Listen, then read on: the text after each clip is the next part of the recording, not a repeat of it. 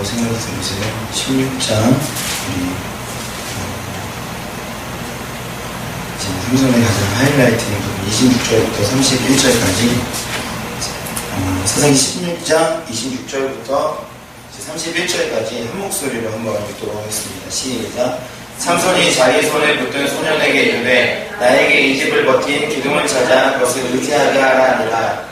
그 집에는 남녀가 가득하니 블레셋의 모든 방백들도 거기에 있고 지붕에 있는 남녀도 3,000명가량이라. 다 삼손이 제주 부리는 것을 보더라. 삼손이 여호와께 부르짖어 이르되 주 여호와여 구하옵나니 나를 생각하옵소서.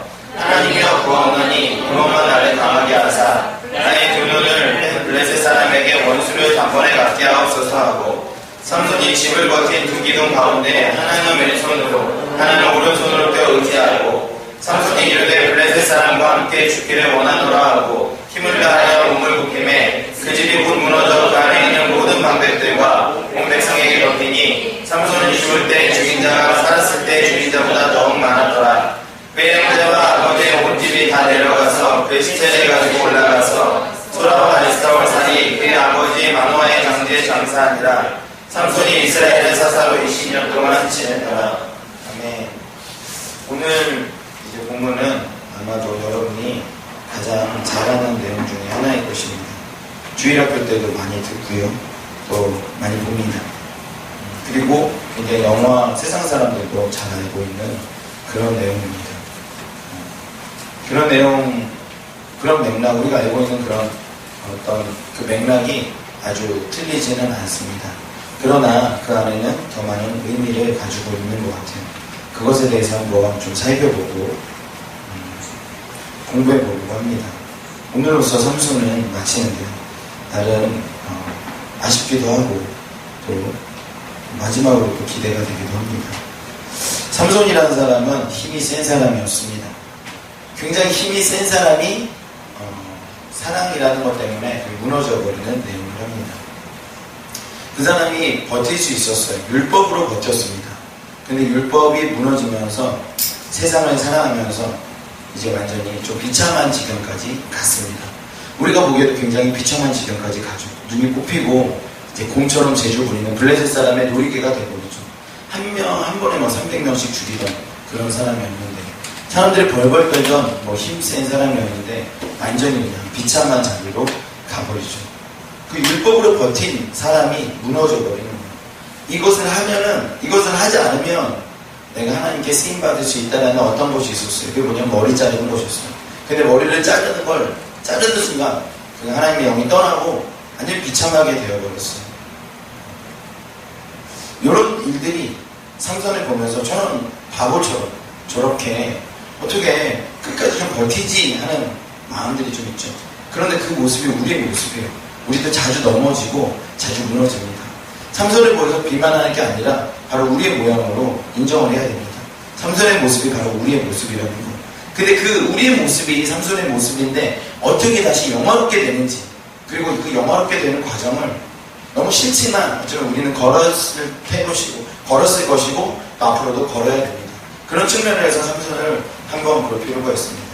삼손이 힘을 잃어버린 이유가 뭘까요? 많은 주일학교에서는 머리를 잘랐기 때문에 그렇죠. 애들이 보면 머리 자르면 힘을 잃어버리나 보다 이렇게 생각을 하죠. 근데 성경은 정확하게 그렇게 말하고 있지는 않아요. 머리를 잘랐기 때문에 그의 어떤 힘이 사라졌다라고, 하나님의 영광이 떠났다라고 직접적으로 보기는 좀 어렵습니다. 본문을 그래서 좀 연구해 볼 필요가 있어요. 본문을 연구해 보면 들릴라라는 아주 뻔뻔한 여자가 있습니다. 뭐 이럴 수가 있나 할 정도로 그렇게 삼손에게 유혹을 합니다. 그러니까 힘센 삼손도 거기에 약점이 있는 거예요. 눈에 보이게 뻔하게 나를 죽이려고 하는 줄 알면서도 거기에 딱 잘라버리지 못하는 그런 매력적인 게 있죠. 세상을 향해서도 우리가 그런 게 있잖아요. 이게 나를 죽일 것 같고 이게 나를 무너질 것 같은데 이걸 딱 잘라버리기 어려운 세상 안에 있는 어떤 요소들이 있잖아요. 아니 많잖아요. 그런 게 얼마나 많습니까? 우리가 잘라버리고 제거해버리고 싶은데 세상이 여전히 나를 공격하고 유혹하고 매력적으로 다가오는 어떤 요소들이 있잖아요. 삼손에게도 그런 요소가 바로 들릴라였어요. 그러니까 이 일을 통해서 내가 죽을 줄 알면서도 끊어내기 쉽지 않은 그런 애정관계 안에 있었어요. 그런 어떤 그 미련 관계 안에 있었죠. 그 들릴라가 그랬죠. 공격이 계속되면 장사가 없거든요. 빨리 떠나야 돼요. 공격이 계속되면 거기에 떠나야 되는데 그 공격에 괜찮을 거야 라고 생각했을지도 몰라요. 그래서 어느 정도는 이겨낼 수 있을 거야 라고 생각했을지도 모르지만 결국 공격이 지속된 자를 계속 맞으면서 그는 무너져 버렸습니다. 여러분, 우리가 죄악의 유혹이 이길 수 있을까요? 우리가 한 번은 이길 수 있고 두 번은 이길 수 있지만 차츰 공격당하면 거기에 매력 안에서 우리가 조금씩 탐닉하다 보면 거기에 무너져 버리는 걸 우리 느낍니다. 제가 아는 형제가 있는데 담배를 끊으려고 그랬어요. 그 형제가 담배 끊는 거 내가 도와주면서 양육했는데 어느 날 커피숍에서 떠나지 않고 집에 가지 않는 거예요. 내가 야, 양육 끝났으니까 집에 가. 그러니까 여기 있겠대요. 집에 가라니까 여기 있겠대요. 왜 여기 있냐고 계속 그랬더니 몇 시간 동안 여기 있대요. 왜 그러냐 하니까 집에 가면 담배 피울 것 같아요. 그러니까 자기 자신은 자기가 못 믿는 거예요. 그런데 그게 우리의 모습이라고. 그러니까 나는 그게 신실하다라고, 그나마 참 신실한 모습이라고 보는 건 뭐냐면, 그래도 여기서 몸부림치면서 안 피우려고, 그 유혹 가운데 가지 않으려고 여기 자리를 지키고 있는 것이에요. 우리에게 그런 좀 열정이 있어야 돼요. 우리 가운데 그런 지혜는 좀 있어야겠죠. 어디 가면 유혹이 많다, 거기에 계속 가도 난 괜찮다. 아니요, 그렇진 않죠. 좀 피할 필요가 있어요. 우리가 좀 어렵다, 피할 필요가 있죠. 그렇다고 아예 안 갈 수가 없잖아요. 회사 생활하는 사람들, 사회생활하는 사람들이 아예 안 갈 수가 없잖아요. 기도하고 가야죠. 이겨낼 수 있도록 방어하고 가야 돼요. 우리 안에도 모든 그런 유혹들이 있어요. 뭐 회사 생활, 사회생활, 학교 생활 다 떠나서요. 모든 삶의 영역에서 저에게도 수없이 하루에도 몇 번씩이나 그런 익숙한 유혹들이 옵니다. 거기 떠나야 돼요. 생각 속에서 지워야 되고 장소로도 지워야 됩니다. 근데 삼손이 그러지 않았어요. 블레셋을 떠나지 않았죠. 그 기생집을 떠나지 않았어요. 그래서 결국 무너지게 생겼습니다. 지혜로운 사람은 죄의 유혹을 피하는 것이에요. 근데 피하지 않았습니다. 결국 몇 번에 걸쳐서 드릴라가 유혹을 했습니다. 이것을 물어보고 거짓말하고요. 저것을 물어보고 거짓말을 했습니다. 너의 힘의 근원이 어디서 나오냐고 물어봤는데 몇 번에 걸쳐서 거짓말을 해서 사실을 말해주지 않았어요. 그런데 어느 순간에 한 번이 되고 두 번이 되고 세 번이 되었을 때 삼손이 드디어 사실을 말해줍니다. 그 장면을 볼까요? 17절입니다. 16절. 날마다 그 말로 그를 재촉하여 졸음에 삼손의 마음이 번뇌하여 어디까지 갑니까? 죽을 지경이라.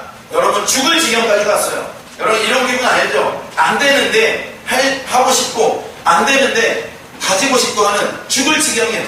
그 유혹이 계속되면요 견딜 수가 없는 거라. 그래서 삼손이 어떻게 하냐면 삭도에 내 머리를 내서 자르면 내 힘이 없어진다 라고 얘기를 해버렸어요.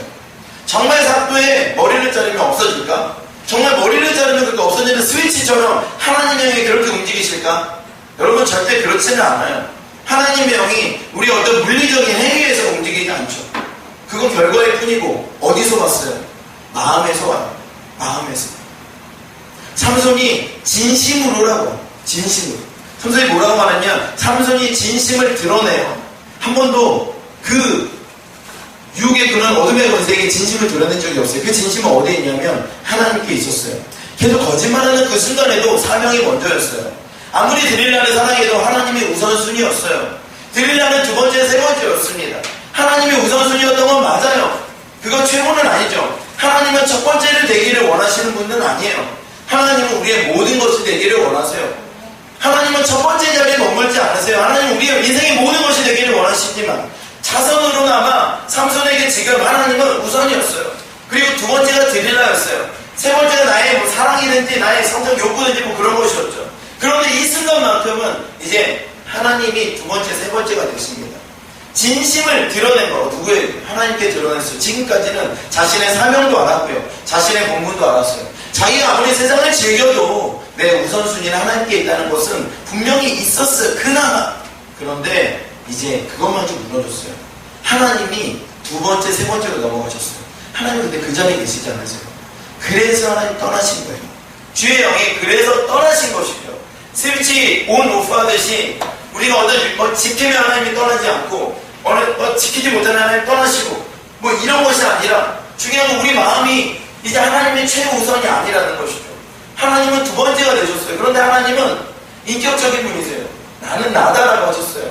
하나님은 누구세요? 나는 나다. 나는 나야. 이게 뭐냐 하면 나는 명예로 산다. 나는 권위로 산다. 나는 너희들과 다르다. 하나님 최고는 뭐냐 하면 하나님이 가장 중요시 하는 건 하나님 자존심이세요. 하나님 자존심. 나는 너희와 달라요. 나는 나야. 너무 알려고 하지 마. 내 말 들어. 나는 나야. 이거였어요. 근데 하나님은 우리 안에서 그 자존심 무너지시잖아요. 인격적인 분이라 하나님 슬프게 합니다. 그리고 어디까지 가요? 소멸하시기까지. 사라지세요. 하나님 그런 분이세요. 하나님 인격적인 분이라. 그 인격이 모독당하실 때 가장 어려워하시죠. 가장 어려워하세요. 근데 그분이 우리 안에서 두 번째, 세 번째 자리에 머물러 계실 수가 없어요. 우리는 자주 하나님을 두 번째, 세 번째로 둘 때가 있습니다. 하나님 우리 모든 것이 되면 좋은데요. 모든 것까지는 아니더라도 적어도 최우선은 돼야죠. 하나님은 우선은 돼야죠. 그런데 하나님 두 번째로 가시는 순간 하나님이 소멸되실 수 있어요. 하나님께서 슬퍼하실 수 있어요. 성령이 우리 가운데 소멸되신다고 그러잖아요. 얼마나 그분의 인격이 있는데 그분이 모욕당하는 걸 견딜 수 있으실까요? 단 한 번 모욕을 견디셨어요. 십자가에서. 자신의 생명을 주신 것, 그 중요하죠. 아픈 가운데 가신 것 중요하죠. 그러나 그분은 모욕 가운데로 가셨어요. 저는 알아요. 하나님께서 그 하나님의 인격적인 명예와 그분의 권위를 가장 중요시하는 분이라는 거예요. 그분과 하나님과 관계를 갖다 보면 알아요. 하나님만 높여드리면 돼요. 하나님께 영광만 돌리면 돼요. 그분은 그런 분이세요. 그런데 그분의 인격이 우리 안에서 그렇게 무시당하는데 누구에게? 세상의 것들에 두 번째로 밀려났어요. 그냥 견딜 수 없으셨어요. 나가세요. 하나님께서 삼손을 떠나셨어요. 단지 삭도를 대는 것에 넘어가서가 아니라 진심을 드러냈어요. 나는 이 본문이 너무나 슬퍼요. 삼손이 그래도 우선순위는 하나님이었어요. 드릴라가 아무리 좋아도 끝까지 그 마음속에는 이것만큼은 바랄 수 없지였어요. 왜냐하면 하나님 내 우선이니까. 사명이 우선이니까. 그런데 지속적인 공격 안에서 삼손이 진심을 드러내요. 그에게 이르되 왜 진심을 드러냈어요? 왜 진심을 드러내 드릴라한테? 진심은 주님께만 드러내는 거잖아요. 누구도 하나님보다 우리 가운데 친밀할 수 없잖아요. 어떤 욕심이나 욕구도 우리가 어떤 정욕도 하나님보다 친밀할 수 없잖아요. 하나님보다 더 사적일 수는 없잖아요. 내 아내나 내 아들도 하나님보다 더 사적일 수는 없잖아요. 하나님하고 가장 친밀해야 되잖아요. 그런데 이 순간만큼은 삼손이 하나님보다 더 친밀한 존재가 생겼어요. 너무나 슬픈 일이죠. 하나님 입장에서 너무 슬픈 일이죠. 그리고 이 장면을 객관적으로 보고 있는 우리도 너무나 슬프죠. 하나님께 나눌 수 없는 것을 다른 사람에게 나눌 수 있을까? 하나님이 모르는 일을 다른 사람에게 공유할 수 있을까? 그럴 수는 없어요. 우리는 그렇게 살아서 되지 않습니다. 하나님 가장 사적인 분이셔야 되고 가장 친밀한 분이셔야 돼요. 누구에게도 나누지 못하는 얘기 하나님께 나눠야 되고요. 눈에게도 말할 수 없는 나의 연약함도 하나님께 얘기할 수 있는 가장 친밀한 분이셨으면 좋겠어요. 믿으십니까? 네. 우리 그렇게 한번 나아가고 싶어요. 재정도 능력도 그분의 어떤 것과 바꿀 수가 없습니다. 그런 삼손이 그렇게 됐어요. 그가 방법으로 지켜봤던 것이 무너졌어요. 나는 이게 방법인 줄 알았어요. 삭도의 머리를 대지 않고 이렇게 율법을 지키면 나는 사사로서 능력자로 살 수 있다라고 생각하고 있었겠죠. 율법을 지키면 나는 이렇게 능력자로 살면서 내 욕구를 마음껏 충족하며 살 수 있다라고. 그러니까 그때 하나님은 삼손에게 방법이셨어요. 도구였어요. 삼손이 하나님의 도구가 아니라 하나님이 삼손의 도구예요. 분명해요. 하나님이 삼손의 도구로 능력을 받은 채 자기 욕구대로 살아가요. 하나님 절대 사랑하지 않아요. 하나님 절대 예배하지 않아요. 그냥 하나님을 도구 삼아서 자신의 욕구를 채워보자. 지금까지 삼손의 일상을 보세요. 자신의 욕구대로 가잖아요. 그런 누구도 못 막아요. 능력이 있어서. 하나님을 이용해서 지금까지 살아왔어요. 하나님은 삼손에게 도구였어요. 하나님은 삼손에게 방법이었어요. 목적이자 결론이 아니었어요. 도구였어요. 그 결론은 뭐냐면 자신의 욕구였어요. 자신의 만족이었어요. 그렇게 살아왔는데 그게 무너져 버렸어요. 이제는 하나님이 도구가 되지가 않아요. 그리고 내 욕구를 내 마음대로 충족하지 못하는 자리에 가요. 비참한 자리까지 가게 됩니다.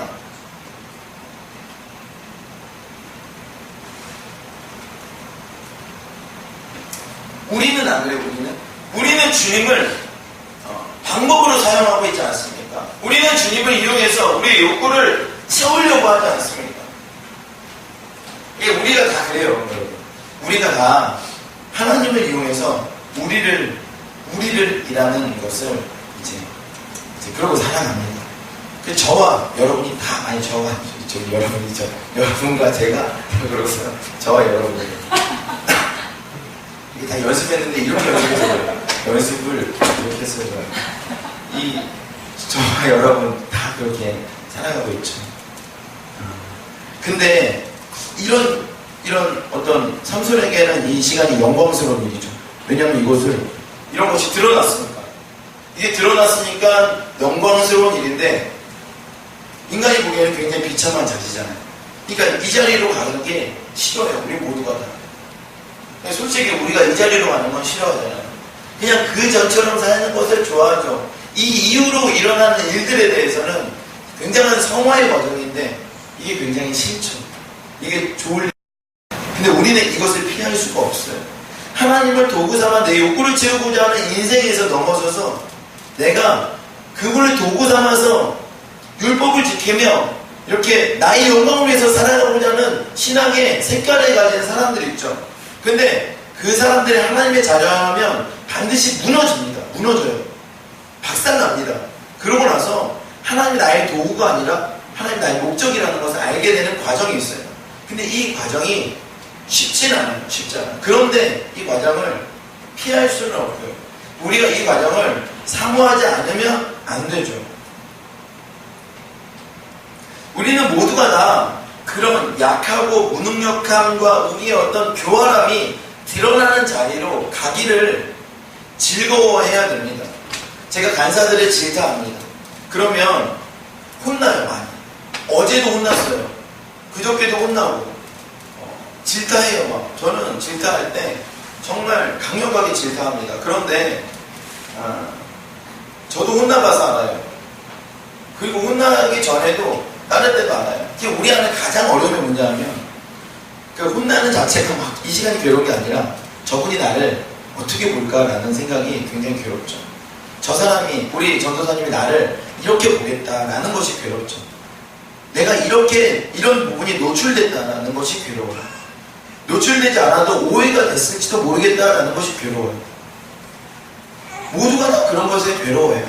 저도 그래요. 제가 이 강대상에서 실수를 하면 실수했다는 하나님에 대한 죄송함이 아니라 이 성도들이 나를 어떻게 생각할까 하는 것 때문에 괴롭죠. 그게 솔직한 인간의 심정이죠. 전도사님이 나를 어떻게 생각할까? 세상 사람들이 나를 어떻게 생각할까? 우리 성도들이 나를 어떻게 생각할까? 서로가 서로를 어떻게 생각할까? 라는 것 때문에 근본적으로 괴롭죠. 우리가 어떻게 보여질까 해서 우리의 고민은 출발하죠. 또 내가 무시당하는 것 같고 내가 가지고 있는 어떤 역량보다 낮게 평가되는 것 같고 그럴 때 속상하고 괴롭죠. 조바심이 생기기도 하죠. 반대로 우리는 우리의 연약함을 감추기 위해서 수고를 합니다. 거기에서 발로돼서 열심히 노력을 해요. 그래서 어떻게 운이 좋아서 이 나약함과 우리 연약함을 여러 가지 세상의 것들로 포장할 수 있다면 우리는 좀 안전을 지켰다고 생각이 들어요. 어떻게든지 그것을 잘 숨겨서 인정을 받고, 그러니까 잘 보세요. 인정을 받고 이제 저 사람이 나를 이렇게 보고 있다는 것에서 안도를 느껴요. 안도를 느끼고 그 사람을 좀 좋아하게 되고요. 어때 그 공동체가 편해지기도 하고. 그건 여러분이나 나나 똑같아요. 여러분이 나를 능력 있는 정도로 인식한다는 어떤 사인들이 내 안에 있을 때, 내가 인정받고 있구나 하는 안도가 많아서 이 교회를 사랑하게 되죠. 그러나, 농담이에요. 저 진지하게 받아들이네요. 아무튼 그런 게 있잖아요, 우리 안에는. 근데 이런 기쁨을 우리가 많이 가지려고 노력할수록 천국의 상급과는 좀 상관이 없어지겠죠. 어디로 가야 되냐면 삼손이 오늘 무너진데 그 현장으로 우리도 가야 되는데 삼손이 무너진 그 현장으로 우리도 가기를 두려워하면 안 되죠. 우리 연약함과 우리의 부족함이 드러나는 것 그거에 대해서 너무 두려워할 필요는 없는 것 같아요. 우리는 모두가 다 그런 무너짐에서 시작해야 됩니다. 그런 비참함이 우리의 실제 모습이에요. 실제라니까 이게 인정되기가 굉장히 쉽지가 않아요. 내가 우리 그 만방학교에 최한희 선교사님의 사모님이 교장 선생님이 존경하는 이유가 있어요. 그분 학생들 중에 괜찮은 애들이 있어요. 얘는 괜찮다. 얘가 포텐셜이 있네. 저 교장 선생님 얘는 괜찮을 것 같은데 얘 잘 될 것 같다고. 리더가 될 것 같다. 그러면 그래 그럴 수 있다. 근데 잘 훈련시켜야 된다. 왜냐하면 애들은 다 거기서 거기고 인간도 다 거기서 거기고 나도 악하고 너도 악하고 우리 모두가 다 악하다. 우리 다 뭐 있냐는 거예요. 근데 그게 괜히 괴롭히려고 말하는 것이나 멋지게 보이려고 얘기하는 게 아니라 인간에 대한 인식을 그렇게 하고 계세요. 우리 모두가 다 인간이 거기서 거기지 뭐. 대단하고 안 대단하고 얼마나 차이가 있냐. 우리 다 악해요, 여러분. 우리는 거기서 시작해야 돼요. 우리는 어디로 가냐 하면 우리가 악하지 않고 우리가 부족하지 않고 우리는 괜찮은 사람이라는 것을 증명해내는 대로 가요. 근데 그것은 언제나 무너진다니까요. 실패하기 마련이에요. 어디로 가야 되냐면 우리는 악하다라는 것을 가요. 어디까지 가야 되냐면 예수밖에 없다라는 까지 가야 돼요. 나를 감출 수 있는 건 예수밖에 없다라는 것까지 가야 되잖아요. 예수밖에 없잖아요. 예수밖에 없어요. 우리 안에 있는 마음들을 다 드러내면 우리가 어떻게 서로를 신뢰하겠어요? 우리는 죄악밖에 없는데 저기 멀리 있는 사이코패스와 다를 바 없는 죄악들이 우리 안에 도사리고 있는데요. 여러 가지 규제와 법과 사회 간섭 안에서 묶여져 있을 뿐이지 우리도 그들과 다를 바 없는 상상할 수 없는 상상들이 우리 안에 가끔씩은 나오는데요. 근데 그런 걸 내보낸다. 여기는 누구도 앉아있을 수 없겠죠. 그때 우리가 인식하는 게 뭐냐 하면 예수밖에 십자가밖에 나를 가려줄 뿐이 없구나. 나는 정령 죄인이구나 라는 것을 우리가 인식하게 되죠. 그런데 그 인식이 자주 있어야 되고 늘 있어야 되고 우리는 그걸 목표로 가져가야 돼요. 그게 우리의 목적점인데 그때 예수가 역사하기 시작하세요. 삼손이 오늘 거기로 갔다니까요. 그 전에는 자기의 만족을 위해서 하나님이 이용하는 삶에서 그게 안 된다는 걸 깨달았어요. 그리고 어디로 갔냐면 아주 비참한 자리로 갔어요. 근데 그 자리가 저는 복된 자리라고 생각해요. 객관적으로 삼손을 봐도 다행이다. 계속 갔으면 어떻게 됐을까라고 그렇죠.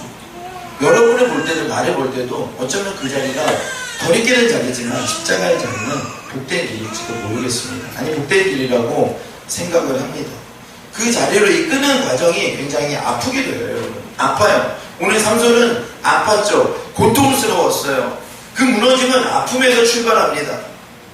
아픔은 무너진 자리로 이끌죠. 그러나 그 아픔은 우리를 겸손하게 합니다. 우리의 방법으로 하지 않고요. 주의 임재를 갈급해하고 십자가밖에 없다라고 합니다. 근데 인간이 악해가지고 그 고집이 있어요. 그 고집으로 끝까지 버텨냅니다. 하나님이 쉽게 치지 못하게 하려고 오늘도 열심히 사는 거 아니야 혹시?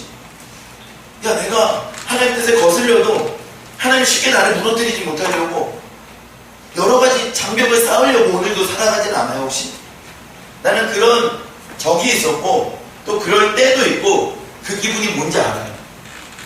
내가 하나님 앞에 쉽게 무너지기 싫어서 많은 장벽들을 많은 통장의 잔고라든가 안정적인 베이스들을 하나님은 이것만큼은 쉽게 무너뜨리지 못하겠지 라고 생각하면서 매일 그렇게 생각하지는 않겠죠. 아침에 일어나서 하나님 나를 무너뜨리지 못하게 이렇게 생각 안 하겠지만 우리 마음 깊은 곳에 그런 마음들이 있다니까. 우리 마음 깊은 곳에는 하나님이 나를 노여워해도 쉽게 무너뜨리지 못하도록 나의 성을 쌓아보자 라는 마음들이 우리 마음 안에 있죠. 근데 하나님은 한 번에 무너뜨릴 수 있어요. 하나님은 우주 위에 계신 분이잖아요. 그러니까 삼천천에 계신 분이라 뭐 한 번에 무너뜨릴 수 있죠. 근데 뭘로 오냐면 아픔으로 와요. 근데 아픔을 두려워해서는 안 돼요.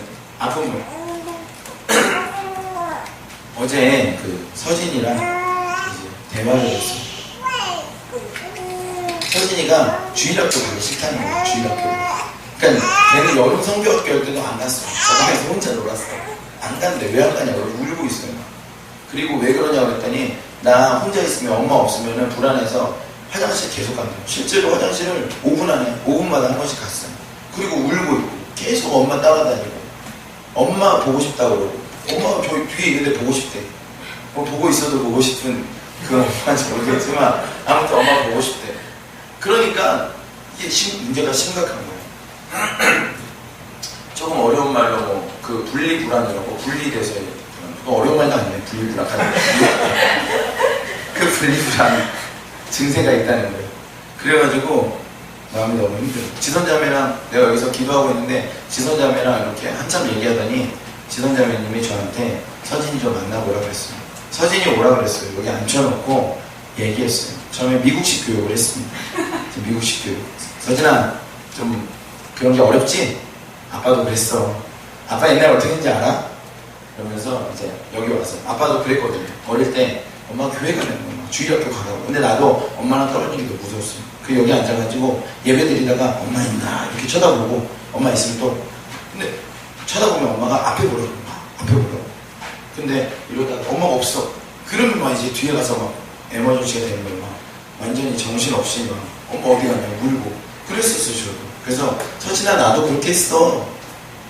그러면 이제 내가 생각한 미국식 교육에서 서진이가 아빠도 그랬어? 뭐 이러면서 그래 나도 그랬는데 그런 거 다 극복해야 돼. 이러면서 그래 나도 극복해볼게. 뭐 이런 어떤 서로 부자 간의 대화 있잖아요. 그런 걸 느꼈는데 그런 걸 기대했는데 전혀 안 돼요. 보지도 않아요. 그 울면서 무조건 싫대요. 무조건 주일학교 무조건 안 가겠대. 대화 자체가 안 돼. 야, 이 미국식 교육이 역시 안 되는구나. 이런 것들이 이렇게 되게 미국 사람들의 어떤 목사님들의 설교를 들어보면 아주 자극적인 감정들이 없어요.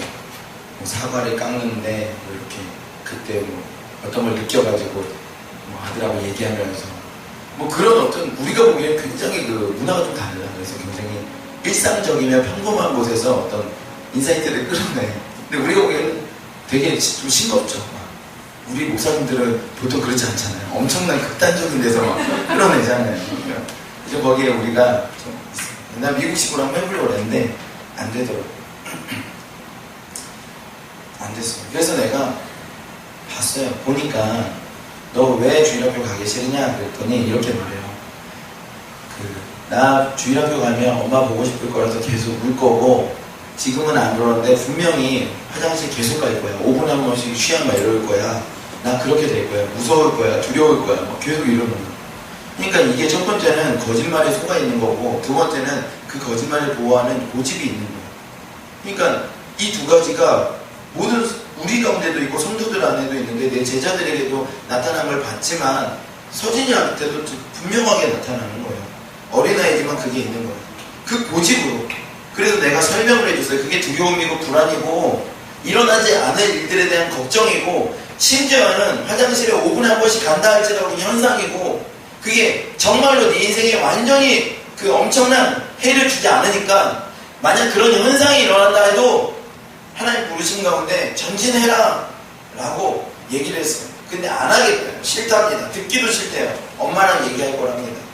고집이 있어요. 그 고집이 그의 불안함을 이렇게 하는 거죠. 주일학교 가기도 싫고 주일학교 그렇게 만든 은영 선생님도 싫고 그렇게 가라고 하는 아빠도 싫고 이렇게 미워함까지 나타나요. 그 아이가 어땠는지 알아요? 병원에 갔어요. 이가 썩었어요. 그 이가 썩으니까 치료해 주는데 갔다 와서 뭐라고 의사를 저주합니다. 의사 밉답니다. 의사의 저주가 어디까지 가는지 알아요? 여러분? 의사 이빨 썩어서 똑같이 당했으면 좋겠다 이렇게 말해요. 그게 인간의 악이에요.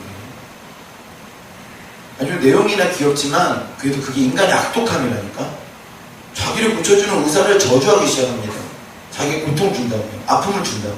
우리도 그러잖아요. 하나님한테 우리를 고쳐주려고 그러는데 우리를 치료해 주려고 그러는데 하나님 저주할 때가 있잖아요.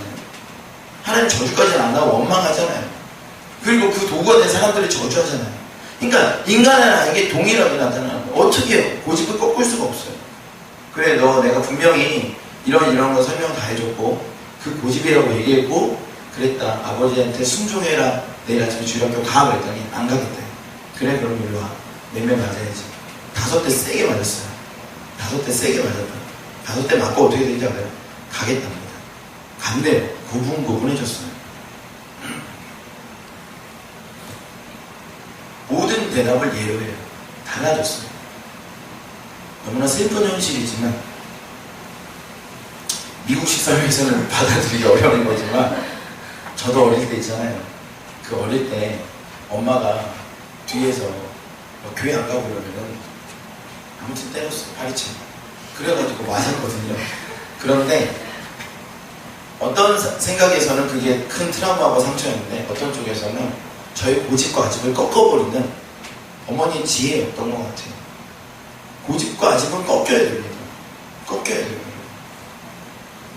우리 모두가 다 그 고집과 아집으로 우리의 연약함을 보호하고만 있으면, 거짓말에 속아 있으면요 안 돼요. 고집과 아집이 꺾여야 돼요.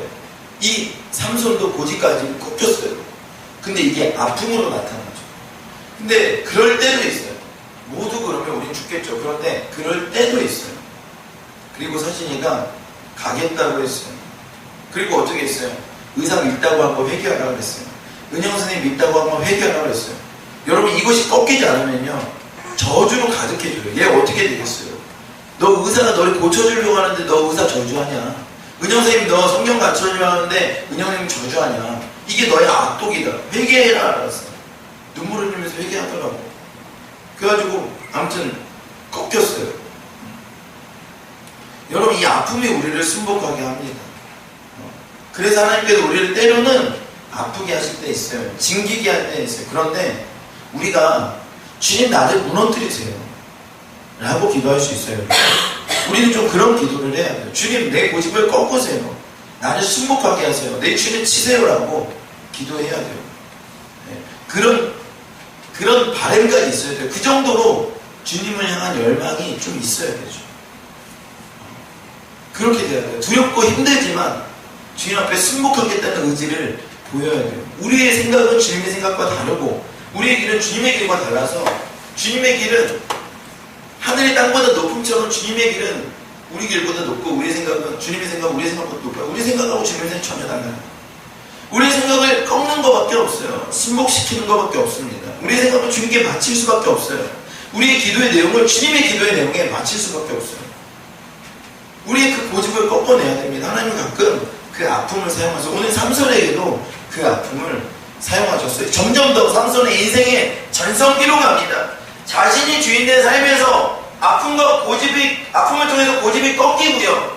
이제 어쩌면 가장 비참한 자리에 갔을 때 이제 자신의 힘을 의지할 수 없고 마지막으로 하나님께 기도하는 그 장면, 하나님 내게 힘이 되어달라고 기도합니다.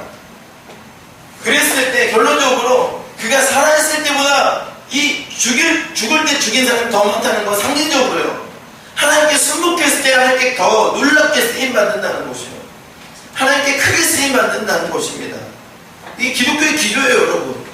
우리 힘으로 우리가 주인 되어서 주님께 쓰임받을 때는 그 정도가 안 돼요.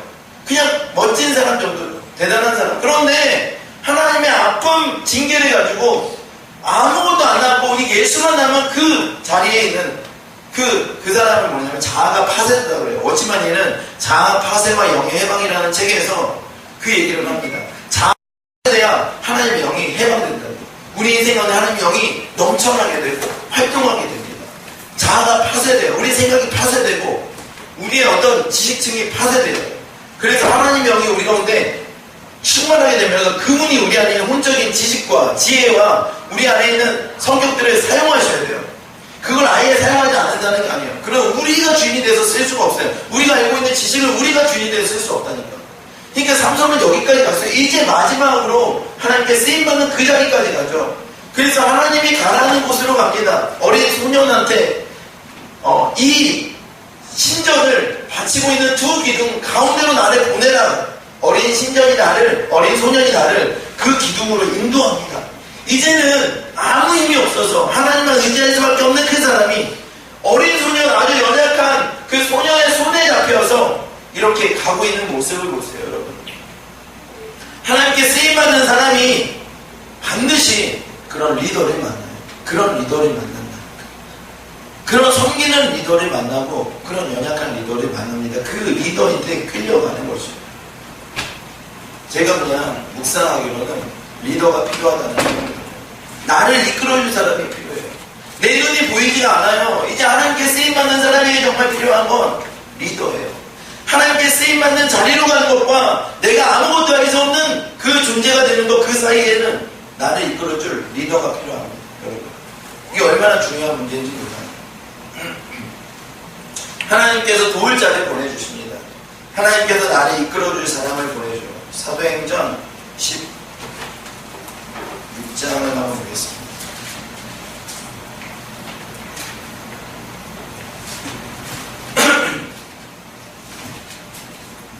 16장 1절에 보면 바울이 더베와 루스드라에도 이름에 거기 디모데라 하는 제자가 있으니 그 어머니는 믿는 유대 여자요 아버지는 헬라인이라.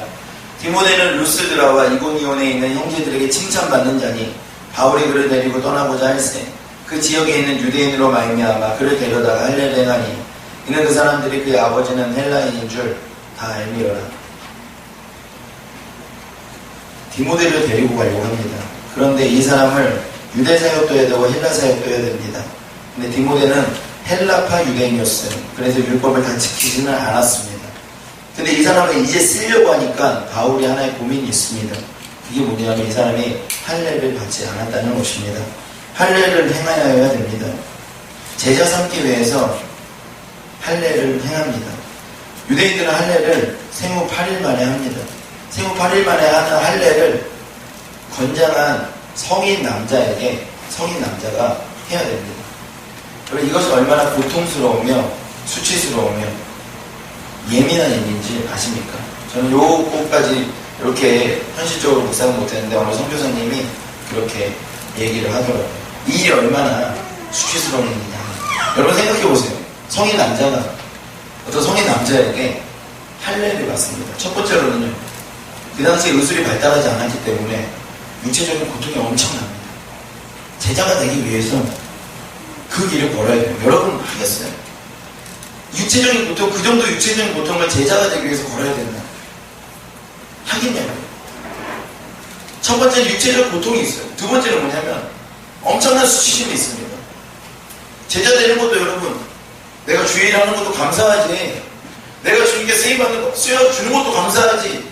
그런 태도로 나가는 사람들도 있는데 디모데는 주님께 쓰임받으려니까 어떻게 되냐면 성인 남자가 할례를 받아야 돼요. 받아야 됩니까? 안 받아도 돼요. 헬라파 유대인으로 그냥 이 동네에서 주님의 일 하면서 살면 돼요. 근데 바울이 그의 제자로 데리고 가면서 어떻게 하냐면 할례를 줘야 됩니다. 성인 남자가 성인 남자에게 할례를 주는 게 얼마나 고통스러운 일이겠어요. 세 번째는 바울도 얼마나 고역이겠습니까? 제자 삼으려고 그의 수치와 그의 연약함을 다 그 앞에서 보면서 할례를 해야 합니다. 여러분 도제의 관계, 리더와 팔로워가 그런 거예요. 팔로워가 삶을 리더에게 의탁하지 않잖아요. 완전히 의탁하지 않고 자신의 연약함, 그 자신의 수치, 자신의 그런 부족함을 감추잖아요. 도제의 관계가 형성이 안 돼요. 리더 관계가 형성이 안 된다니까. 리더는 그 바울이 데리고 갔을 거예요. 그 형제를 디모데를 데리고 가서 아무도 보지 않는 데서 그가 할례를 행했을 것입니다. 제자 한 명을 키워내는데 리더가 얼마나 많은 수고를, 현실적인 수고를 해야 되는지를 발견할 수 있어요. 두 번째는 제자가 되기 위해서 어디까지 그 리더를 신뢰해야 되는지를 알 수 있어요. 여러분 그 완전한 신뢰가 없다면 리더를 그렇게 어떻게 따르겠습니까? 완전한 신뢰가 없다면 어떻게 리더한테 자신의 수치스러운 모든 것들을 다 그렇게 내놓겠어요. 그런데 그 위탁이 이루어졌을 때, 그 신뢰관계가 형성됐을 때 엄청난 제자관계가 형성되고 그를 통해서 영적 유업이 부어지는 거예요. 여러분 이 일 가운데 걸어갈 리더가 있습니까? 여러분이 저를 그렇게 생각하고 있습니까? 또 저는 제가 여러분을 위해서 그 수치와 그 수고를 당하며 팔로워들의 제자 훈련하면서 피곤한 일이 가끔 있습니다. 내가 이 부분까지 터치를 해줘야 되나? 이런 부분까지 옛날에 과거의 기억과 삶의 문제까지 끄집어서 들어가서 그것들을 끌어안고 같이 울어줘야 되나 하는 생각이 있습니다. 저는 근데 그렇게 돼야 된다고 봐요. 그렇게 해야 된다고 생각을 합니다. 그래서 그 수고를 해야 된다고 생각이 들어요. 그냥 나는 너희들이 정말 좋다 하면서 피자 가서 피자 먹고 사진 찍고 10명이서 앉아가지고 우리 정말 행복하다. 저는 그거 사역쇼라고 생각해요. 진정한 제자관계 안에서 그 영혼에 대한 진정한 아픔과 고뇌가 고통이 그리고 서로 간에 불편한 시간들 또 그 수치를 드러낼 것인가 말 것인가 드러낸 다음에 어색한 관계들 뭐 이런 것들 안에서 막 제자관계와 스승관계가 이렇게 막 부딪혀서 마모되면서 서로 이렇게 되지 않는 서로 신뢰가 있었다가 신뢰가 없었다가 이러면서도 그런 어떤 막 그럼에도 불구하고 서로 삶을 파고들고 뭐 이런 거 아니고요. 그냥 만나서 잘 지냈어, 맛있는 거 먹고, 뭐 요즘 차는 잘, 뭐 이렇게 직장 잘 되고, 뭐 아무튼 세상적인 비현진 얘기하고 뭐 이러면서 좋은 관계하면서 우리가 도제 관계고 사역 관계고 교회 관계고 공동체 관계다. 그러면 사진을 찍었는데 사역하고 있다. 사람 점점 늘어나고 50명이 되고 60명이 돼요. 사람이 늘어나고 있어요. 사역이 잘 돼. 근데 문제가 생기면 한 번에 부서져 버려요. 어떤 삶에 문제가 오잖아요. 그냥 와르르 무너져 버리는 유리성, 모래성밖에 안 돼요. 리더가 필요해요. 그리고 이 도제의 관계가 필요합니다. 스승과 제자의 관계가 필요해요. 영적 아버지와 영적 아들의 관계가 필요해요. 삼손이 주님께 이제 쓰임받기 직전에 그 혼자 못 가요. 손을 붙잡고 따라갑니다. 그리고 어디에서 하나님의 영광을 드러내야 되는지 그 자리를 지정해줘요. 그리고 그 사이에 쓰라 그래요. 하나님의 영광이 내게 부어져서 내게 마지막 능력을 부어주세요 할 때 능력이 부어져요. 하나님께 쓰임받는 사람의 특징을 정확하게 보여줍니다. 그 전에 하나님께 쓰임받았는가? 하나님께 쓰임받지 않았죠. 그냥 하나님 능력을 받고 지 맘대로 살았죠. 근데 이제 하나님께 쓰임받는 사람은 이렇게 살아가는 것이에요. 마지막 삼손의 최전성기가 오늘 성경 안에 나타나고 있습니다. 그 스승과 리더의 관계가 굉장히 어려워요. 보세요. 소년도 보세요. 얼마나 힘들겠습니까? 이 사람의 어떤 목적과 이 사람의 어떤 의도를 눈치챘을지도 모릅니다. 그 눈앞에서 눈이 뽑혀가지고 너무나 비참해진 그 인생에 하나님께 쓰임받는 그 마지막을 섬기는 거예요. 섬기는 거예요. 근데 리더라니까. 여러분, 그 리더와 제자 관계에 있다는 것이 불편할 수도 있어요. 그러나 얼마나 복된 일인지 모릅니다. 아니, 복된 일을 넘어서 그게 성경적이에요. 그러지 않고요. 그냥 편안하게 피자업 갈 수 있는 관계라면 그거는 그냥 세상 관계랑 똑같아요. 불편하지도 않고요. 또 그런 발전이 없고 그 신뢰관계가 더욱더 형성되지 못하고 그러면 더 어렵죠. 주님 안에서 그런 신뢰관계들이 쌓이는 리더를 만나는 것이 복이에요. 비단 저만 리더가 아니라 여러분의 인생 가운데 그런 리더들을 만나게 될 줄 믿습니다. 그리고 여러분도 그런 리더가 되는 것이에요. 팔로워의 인생 안으로 깊숙이 들어가서 그 인생을 치유하며 함께 울며 그 수치를 감당하면서 그러나 내가 책임지겠다 이거죠. 바울이 디모데를 그렇게 생각했을 거예요. 내가 책임지겠다고. 그러면서 성인 남성 간에 너무나 수치스러운 일이지만 주님 안에서 스승과 제자 관계로 그렇게 세워지는 것이죠. 결론을 내겠습니다. 분명 삼손은 매력적인 능력자였습니다. 하지만 그의 인생 중에 하나님께서 최우선일 때 그는 여전히 능력이었습니다. 그러나 하나님이 모든 것은 아니었습니다. 그렇기 때문에 매우 불안했습니다. 물론 하나님이 우선이었어요. 딜릴라는 두 번째였습니다. 자신의 요구는 세 번째였습니다. 그러나 그것으로 하나님의 일을 할 수는 없습니다. 하나님은 이용합니다. 하나님은 우선순위의 능력으로 붙잡고 있고 두 번째, 세 번째는 즐기려고 합니다. 그렇게 해서는 하나님께 쓰임받을 수 없습니다. 하나님이 이제 삼손을 아픔으로 치셨습니다. 그가 완전히 무너졌어요. 그래서 이제 삼손에게 남은 것은 아무것도 없게 되었어요. 이제 하나님만 찾게 되었습니다. 그때 리더를 만나고 그때 이끌림을 당합니다. 그리고 하나님이 원하시는 자리로 갑니다. 그래서 마지막 하나님의 능력으로 하나님의 사역을 하는 것이죠. 여러분, 그때 그가 했던 모든 일들보다 더 놀라운 일이 펼쳐졌어요. 성경은 이렇게 말하고 있죠. 그가 죽을 때 죽인 사람들이 그가 살았을 때 죽인 사람보다 훨씬 더 많았다. 우리가 죽을 때, 하나님 앞에 죽을 때 우리가 할 수 있는 일들이 아니라 하나님의 놀라운 일들이 펼쳐질 줄 믿습니다. 같이 기도하겠습니다.